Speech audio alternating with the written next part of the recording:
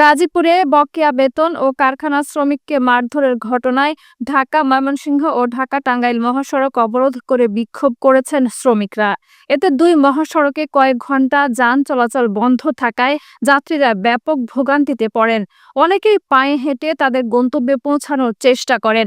পরিস্থিতি আরও জটিল হয়ে ওঠে এবং মৌচাকের আশেপাশে বেশ কিছু কারখানা বন্ধ ঘোষণা করা হয়।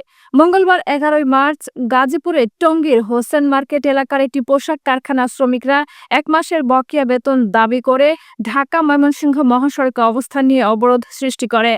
শিল্প পুলিশ ঘটনাস্থলে পৌঁছে শ্রমিকদের শান্ত করে, ফলে যান চলাচল স্বাভাবিক হয়। অন্যদিকে গাজীপুরের কালিয়াকৈর উপজেলার মৌচাকের গ্লোবাস কারখানায় শ্রমিকরা মারধরের ঘটনায় ঢাকা টাঙ্গাইল মহাসড়ক অবরোধ করেন। পুলিশ ও সেনা সদস্যরা এসে শ্রমিকদের মহাসড়ক থেকে সরিয়ে দিলে যান চলাচল স্বাভাবিক হয়। গাজীপুর শিল্প পুলিশের পুলিশ সুপার AKM জহিরুল ইসলাম জানান, শ্রমিকরা গত মাসের বেতনের দাবিতে বিক্ষোভ করছিল, তবে পরিস্থিতি বর্তমানে নিয়ন্ত্রণে রয়েছে।